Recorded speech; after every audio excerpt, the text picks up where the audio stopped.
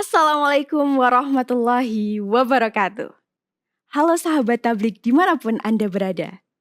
Senang sekali saya Nadine Okta dapat membersamai pemirsa sekalian pada program Syiar Tablik Taman Keluarga. Pada kesempatan kali ini kita akan membahas topik yang sangat luar biasa mengenai satu sujud dalam harmoni ibadah yang akan membahas mengenai kesiapan mental dan kesiapan spiritual.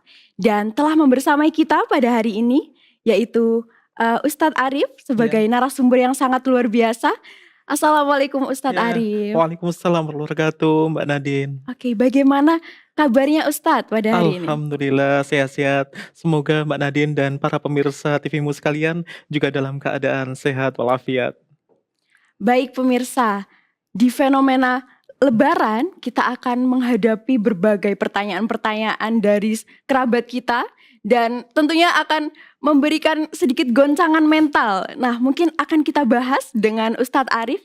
Bagaimana Ustadz, pendapat Ustadz mengenai fenomena Lebaran di mana kita akan dihadapkan dengan pertanyaan-pertanyaan hots dari keluarga besar. Ya, subhanallah. Baiklah para pemirsa TV-mu sekalian, Assalamualaikum warahmatullahi wabarakatuh. Alhamdulillahilladzi bini'matihi tatimmus shalihat. Pemirsa TV-mu sekalian, tentu kita tidak akan bisa menghindari pertanyaan-pertanyaan tersebut. Tentunya pertanyaan tersebut munculnya bukan dari keluarga kita yang usianya jauh lebih muda, namun justru jauh yang lebih tua, baik itu tante, paman, atau bahkan kakek nenek kita yang lama tidak berjumpa dengan kita. Nah, para kader persyarikatan sekalian, muda-mudi yang mungkin sudah siap untuk memasuki jenjang pernikahan, biasanya ini lulus kuliah sudah selesai, kemudian pekerjaan walaupun mungkin belum cukup tetap, belum cukup matang ya, masih baru saja masuk, namun sebenarnya itu menurut pandangan para orang tua, itu sebenarnya sudah siap karena para orang tua dulu juga nikahnya di usia yang lebih muda, bahkan lulus SMA atau kemudian masih dalam masa-masa perkuliahan. Nah, tentunya kita tidak boleh kemudian merasa defend ya atau wah masa pertanyaannya kayak gini, kemudian lalu ada tuh fenomena di media sosial juga. Ini kalau ada keluarga sampai menanyakan seperti itu, ini THR-nya ini harus nambah ini salam tempelnya. Kalau dijawab tambah lagi gitu. Nah, tidak seperti itu, namun kita tentu akan memasuki firman-firman Allah Subhanahu wa taala yang ini menjadi pedoman kita. Yang pertama dalam laqad kana lakum fi Rasulillahi uswatun hasanah. Dalam Quran surat Al-Ahzab ayat 21 di dalam perspektif tafsir At-Tanwir Muhammadiyah dijelaskan bahwa Nabi Muhammad Shallallahu alaihi wasallam dengan perbuatannya, dengan perilakunya, beliau itu pantas dan wajib menjadi teladan bagi seluruh umat manusia. Tidak menutup hanya umat Islam atau umat beriman atau umat yang bertakwa kepada Allah saja. Karena apa? Karena yang dilakukan oleh beliau tidak hanya tentang ibadah wajib, ibadah mahdhah, ibadah sholat fardu, dan lain sebagainya. Bahkan ibadah-ibadah yang sifatnya muamalah duniawiyah, yaitu interaksi kita kepada sesama, bahkan kepada lingkungan sekitar. Karena apa? Karena khalifah fil ard itu memang kewajiban kita sebagai manusia. Nah, ini yang menjadi pedoman kita yang pertama. Lalu patokannya kita tentu harus menjawab dengan yang baik karena uswah hasanah yang diteladani oleh Nabi Muhammad SAW adalah selalu menjawab semua hal permasalahan kehidupan, baik itu ditanyakan oleh mereka yang sudah memasuki Islam ataupun yang belum, itu dengan cara yang santun, dengan cara yang baik pula, terutama apa? Terutama kepada orang yang lebih tua di dalam lingkup keluarga kita. Begitu Mbak Nadine. Oke, baik Bapak. Kalau boleh tahu Bapak, bolehkah diberikan tips dan trik kita sebagai pemuda nih yang nanti akan menghadapi apa yang harus kita lakukan agar kita itu tidak kena mental Bapak mendapatkan pertanyaan tersebut? Ya, ini pertanyaan yang menarik pemirsa sekalian. Tentu kita akan kembali pada hadis Nabi Muhammad SAW yang diriwayatkan oleh Imam Ahmad dan Al-Baihaqi, innama bu'istu liutammima makarimal akhlak. Aku diutus kepada, hambaku, kepada umat manusia itu untuk menyempurnakan akhlak yang mulia. Nah, akhlak mulia ini tentu tidak hanya sekedar bertegur sapa dengan baik, tidak hanya kemudian sampai menyapa, memberikan salam, tidak sebatas itu. Namun kemudian kita harus melibatkan basiroh kita, kita harus melibatkan nurani, mata batin kita untuk lebih tajam, lebih peka terhadap hal tersebut. Kadang kala mungkin kita menjawabnya dengan begitu lugas, "Ya, besok, tahun depan nikah," gitu. Nggak seperti itu, tapi kan harus dengan cara yang baik. "Ya mohon doanya tante, paman semua, Pak D gitu ya, Om, insyaallah ini proses." Proses apa? Mencari gitu, bukan bukan proses mau nikah, mencari saja belum. Oh gitu. Nanti kan justru insya Allah dari situ akan dibantu oleh, saudara kita. Kamu sekarang sudah di mana? Kerjanya sudah lulusan dari apa? Dan mungkin nanti justru kita akan mendapatkan link atau jaringan koneksi untuk menuju ke tempat yang lebih baik lagi. Misalnya, "Oh ini pekerjaannya masih magang terus nih bertahun-tahun." Nah kemudian, ini kita paman mungkin punya jaringan, udahlah kerja sama Om saja di perusahaan Om, Mmm, spesial seperti itu. Nah nanti mungkin juga ada teman Om nih, kayaknya juga barusan lulus kuliah, mau nggak Om kenalkan? Salah satu contohnya. Nah, kita tidak perlu menolak, tidak perlu sungkan bahwa di zaman sekarang pun karena ini nanti fenomenanya jatuhnya kepada perjodohan ya, nggak apa-apa karena perjodohannya pun juga akan terasa lebih smooth, terasa lebih halus bahwa, itu bisa dilakukan dengan perkenalan karena media sosial juga lebih terbuka sehingga perkenalan pun juga akan tidak terlalu kaku sekali, begitu, Mbak baik. Nadine. Baik Ustadz Arif, sangat menarik pembahasan kita pada hari ini. Tapi Ustadz, ingin bertanya lagi nih, Iya silakan. eee, kalau semisal kita merasa marah Mhm. setelah mendapatkan pertanyaan-pertanyaan tersebut, apa yang seharusnya kita lakukan Ustadz? Nah, ini sebenarnya sebelum ke marah, kita harus tenang dulu. Wah, bener nih ternyata pertanyaan ini muncul gitu. Iya. Gimana ya? Ya, kita memang harus siap dulu dengan pertanyaan tersebut, apalagi basic kita untuk bertemu dengan orang yang lebih tua itu memang harus siap dengan semuanya. Kita harus, hormat, kita harus menekankan, kita, takzim kepada yang lebih tua, bahwa pertanyaan apapun insya Allah nanti pasti ada hikmahnya di belakangnya. Ada mungkin bantuan-bantuan yang terselip dari pertanyaan-pertanyaan yang muncul dari para tetua kita gitu, ada om, tante, dan segala macamnya, seperti itu. Baik Ustadz, pembahasan kita pada hari ini sangat-sangat menarik, tetapi kita harus break terlebih dahulu. Iya. Baik pemirsa, Syiar Tabligh Taman Keluarga akan kembali setelah jeda saat ini.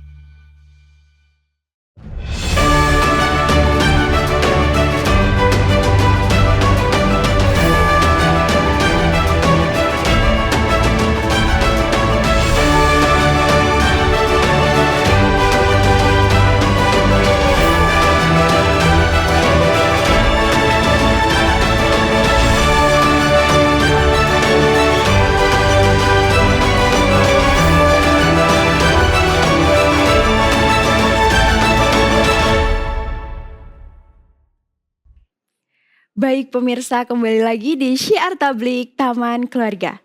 Setelah sebelumnya kita membahas bagaimana cara menyikapi pertanyaan-pertanyaan hot dari keluarga. Nah, pada kesempatan kali ini kita akan membahas satu pertanyaan fenomenal yang sering sekali ditanyakan, yaitu kapan menikah. Nah, kita langsung saja bahas dengan Ustadz Arif. Ya. Baik Ustadz, sebenarnya hukum menikah itu wajib atau tidak sih Ustadz? Ini pertanyaan yang menarik juga, yang sering ditanyakan, dan pertanyaan ini juga tidak pernah usang, selalu ada yang menanyakan, selalu muncul setiap saat apalagi terutama bagi kalian, bagi kita yang belum menikah, padahal kita secara usia, secara pekerjaan, mungkin pendidikan juga sudah selesai, sudah dianggap selesai. Walaupun mungkin menurut kita pribadi itu, wah saya masih kurang nih kalau pendapatan segini, saya masih kurang nih, masa S1 sudah suruh nikah, lulus S1, saya pengen S2 dulu dong gitu. Atau pengen pekerjaan yang ya 2 kali UMR misalnya seperti itu. Nah ini sungguh menarik karena di banyak sekali hadis yang diriwayatkan oleh Imam Ahmad, Imam Bukhari, dan banyak hal lainnya, bahwa Nabi Muhammad SAW menjelaskan menikah itu adalah separuh dari agama. Dan ada pula hadis yang menyampaikan bahwa barang siapa yang tidak menikah atau menolak untuk menikah, maka dia tidak bagian dari umatku. Nah, saat tidak menjadi bagian dari umatku, maka bersiaplah untuk tidak bersamaku di akhirat nanti. Nah, ini sesungguhnya kata-kata yang tersirat ya, bahwa kalau sudah tidak bersama Nabi Muhammad SAW di akhirat nanti, lalu terus kemana kan gitu. Karena bukan kemudian karena kita ketahui bahwa Nabi Muhammad SAW nanti di akhirat jelas akan masuk surga yang tertinggi. Lalu kemudian pertanyaannya, akan masih ada surga nih di bawahnya? Oh tidak begitu, pertanyaannya adalah kalau kita memang sengaja untuk menolak dan tidak berikhtiar, atau kemudian menjauhi, atau bahkan sampai mengkampanyekan ya. Ada tuh kan ya mungkin sedang tren, saya tidak ingin menikah tapi kalau sahabat atau punya hubungan tanpa komitmen nggak apa-apa gitu. Nah ini jelas menyalahi dari hukum Islam yang kita pedomani. Maka tentu ada ancaman dari Allah Subhanahu wa taala bahwa yang menolak sunnah-sunnah dari Nabi Muhammad SAW, maka bersiaplah berada di neraka enar, kecuali kemudian dalam perjalanannya atau di akhir hayatnya kemudian bertobat dan berubah pikiran. Nah, kurang lebihnya seperti itu, Mbak Nadine.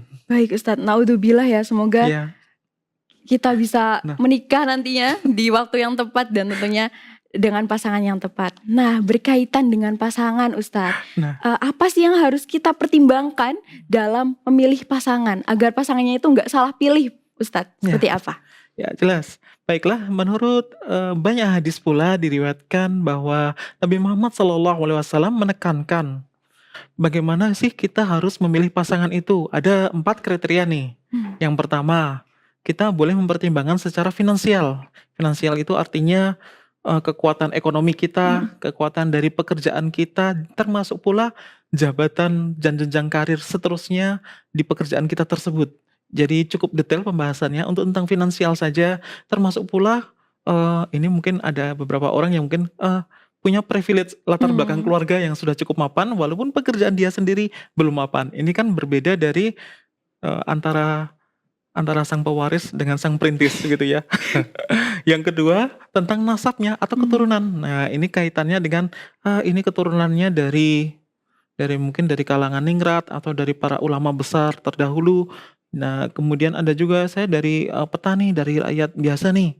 Ini juga perlu dipertimbangkan, walaupun itu kemudian dalam bahasanya tidak harus kaku sekali, tetap harus ada luasnya juga, bahwa sebenarnya tidak masalah kalau kemudian keluarga besar menerima calon mantu gitu dari berbagai kalangan, bahkan ini nasab ini juga akan nanti masuknya ke dalam suku, bahkan ras, bahkan bangsa sekalipun. Karena kita ketahui sekarang dunia begitu sangat terbuka sekali, kita bisa kok kenalan dengan dari negara lain, dari bahasa yang mungkin baru kita dengar pada saat itu tidak jadi masalah. Itu yang nomor 2. Yang nomor ketiga ini Jelas, saat kita berkenalan, yang pertama adalah kesan pertama atau penampilan atau kemudian rupawan dari calon yang akan kita jadikan pasangan hidup tersebut.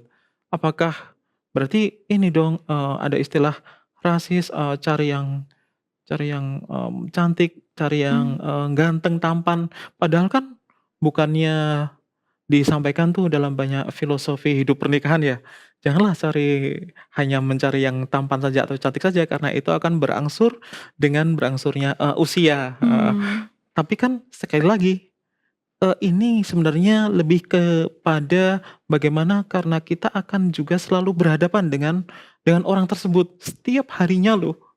Tidak seperti tetangga yang hanya kita ketemu pagi saja, siang tidak, gitu. Kita akan berhadapan dengan mereka pun termasuk kita ajak dalam banyak sekali acara, dalam banyak pertemuan, ini dalam rangka hal seperti itu. Toleransi pun juga tidak masalah apabila memang sudah saling sama-sama sreg, karena semuanya itu dari ketiganya tadi, finansial, kemudian ada tentang keturunan tadi, tentang bagaimana nasabnya, itu semua akan menjadi selesai saat yang terakhir ini tentang ketakwaan atau tentang kekuatan agamanya. Nah, ini yang paling penting para pemirsa TV-mu sekalian bahwa agama atau ketakwaan kita kepada Allah Subhanahu wa taala, kemudian ada latar belakang pendidikan agama ya, Mhm. bukan latar belakang pendidikan lainnya, tapi lebih kepada agama, bagaimana kita dididik pada keluarga kita terdahulu untuk selalu taat beribadah kepada Allah, melaksanakan ibadah wajib, ibadah sunnah, dan lainnya dengan cara yang baik, ini jelas penting dan ini sebagai modal investasi kita untuk menuju ke jenjang pernikahan. Begitu Mbak Nadine. Baik Ustadz. Oke, ada beberapa artikel yang saya baca Ustadz, bahwasanya, dikatakan Gen Z ini cenderung, tidak mau menikah, menunda pernikahan seperti itu Mhm. Ustadz. Nah mungkin boleh diberi motivasi agar mereka ini bisa siap untuk menikah Ustadz? Ya, sebagai penutup dari segmen kedua ini, tentu yang akan kita jelaskan bahwa menikah jangan takut dengan, berkomitmen kepada seseorang, karena sebenarnya calon pasangan kita pun juga ada rasa was-was yang sama, ada rasa canggung yang sama. Nah, itu akan dipelajari dengan berlangsungnya waktu pernikahan, tahun pertama, nanti bagaimana, tahun kedua bagaimana, pun jangan khawatir pula karena keluarga besar yang di belakang ini akan pasti insya Allah akan selalu mendukung kita, keluarga baru ini ada keluarga baru nih, ada anggota keluarga baru, ada member keluarga baru nih, ini harus kita bantu, tidak kita biarkan lost semuanya kan tidak, insya Allah. Jadi dengan penguatan semuanya karena wal takum minkum, semua itu secara bersama-sama, secara kolektif untuk saling mendukung kepada kebaikan, anggota keluarga yang baru dalam rumah tangga ini. Oke baik, kita jeda sejenak Ya. terlebih dahulu Ustadz, tetap di Syiar Tabligh Taman Keluarga.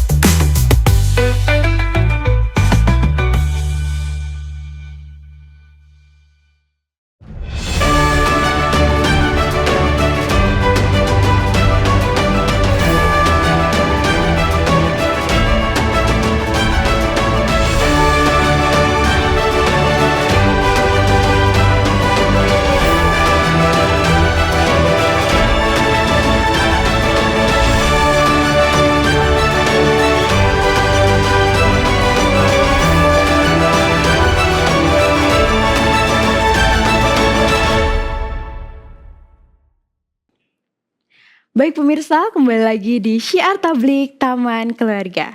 Setelah tadi kita membahas bagaimana menyikapi pertanyaan-pertanyaan hot dari keluarga besar dan bagaimana cara memilih pasangan nantinya.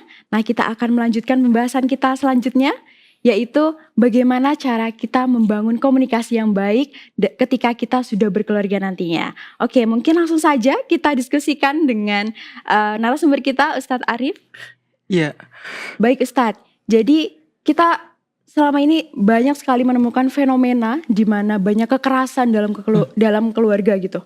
Nah, kekerasan tersebut itu hadir karena adanya perbedaan pendapat dan selek dari pasangan tersebut.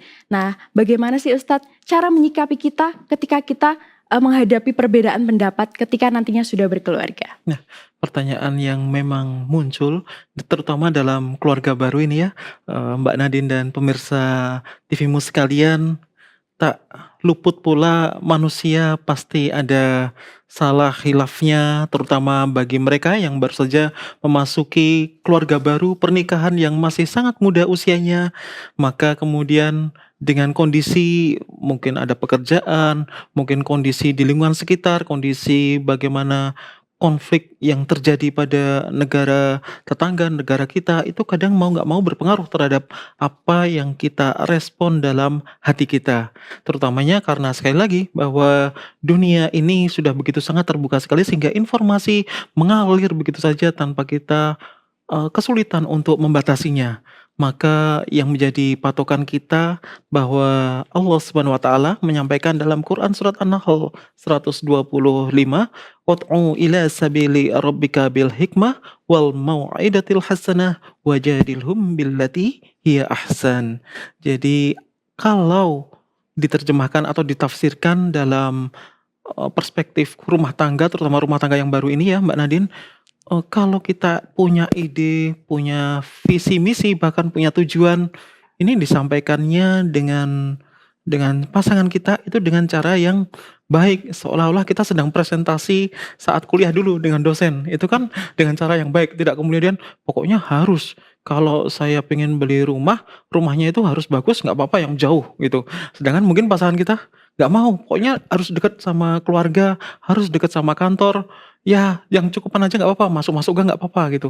Ini perbedaan pendapat yang sederhana, namun kemudian kalau tidak diselesaikan, tidak punya solusinya, ya tidak akan pernah jadi punya rumah gitu kalau kalau dalam hal seperti ini. Nah, maka penyampaiannya pun dengan cara yang halus. Saya ingin besok kalau sudah kita cukup uangnya, kita bisa mulai cari-cari rumah yuk. Nah, nanti kekurangannya apakah mau dengan ditutup dengan kredit, apakah mau pinjam orang tua, mertua dan segala macamnya, ini adalah solusi berikutnya. Namun cara penyampaian ini diawali dengan pelan-pelan, dengan lembut. Tentu tidak hanya seperti itu saja, tapi dengan cara kita pergi dulu misalnya piknik kemana. Dalam piknik itu disampaikan karena dengan penyampaian dalam kondisi yang kondusif, kondisi yang kondusif itu yang seperti apa? Tentunya yang saat pasangan kita, saat kita dalam kondisi yang baik-baik, dalam kondisi yang nyaman, dalam kondisi yang bahagia, tidak sedang dalam kondisi pulang kerja suntuk, nggak mood, terus langsung ngomong, "Aku besok pengen ganti motor," gitu. Padahal uang tabungan mepet banget nih. Lah, terus gimana solusinya? Apakah mau kredit atau mau bagaimana? Lah, itu yang dimaksud yang pertama.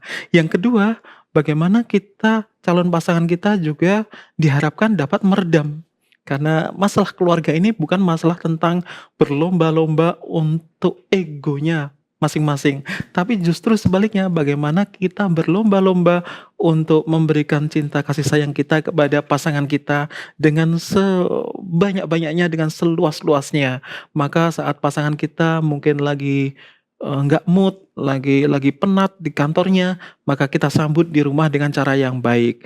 Karena ini tidak hanya berlaku bagi perempuan saja ya, bagi istri saja, tapi pun berlaku bagi suami juga.